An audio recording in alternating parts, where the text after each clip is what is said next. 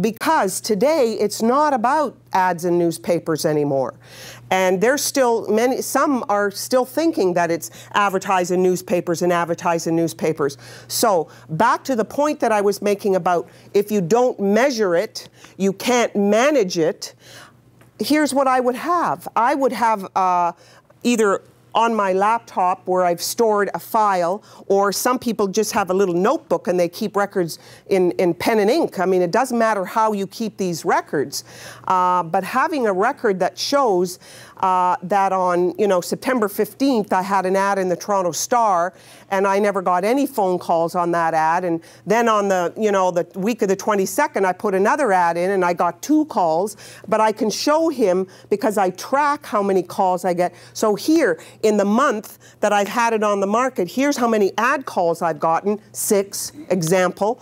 Here's how many sign calls I've gotten, 9. And here's how many page visitors I've gotten from the internet. Thousands, if you know what I'm saying. So it's proving to that seller where the business is coming from today, why it's so important for them to have a real estate agent that understands how to market on the internet, because that's where the traffic is. That's where the people are. That's where most of your interested buyers are coming from, is from there. So I would be using that as a tool to help you when you're trying to close for listings. And I would use this both on existing listings that I have listed when I'm coming for a follow-up visit, perhaps a price reduction and whatnot. And we're all going to be looking at price reductions for the next while. That's going to be the norm for a while now. And I would also use it when I'm sitting across the table from a new potential seller, someone whose home I haven't listed yet. And I would go in and show them some of the stats on some of my other properties, if you know what I'm saying, and what my website is generating and why they would want to consider me because of that. The other last little point that I want to make here is, remember this.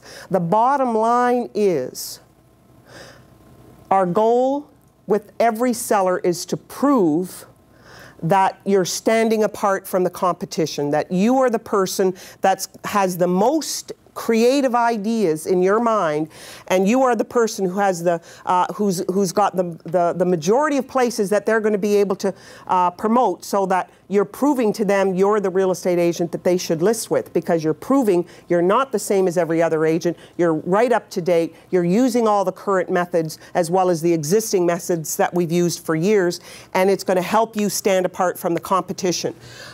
So any questions here? Just giving you a quick overview on Google Analytics. Interesting information, isn't it? It's very interesting information. And you can see now how no other company that builds their own analytics software will compare to what Google does. Did you have a question? Yes, one of the things that you mentioned earlier was that in order for your site to you want to continually update. Yes. Each of the, and in order to attract and retain people on your site, it's a matter of content. Yes. Does this break down your site per page as to which page yes. was more interesting to people than others? Which Yes, it does. And it's one that I actually didn't even show. So I'm glad you asked that question. It was a very good question. Let's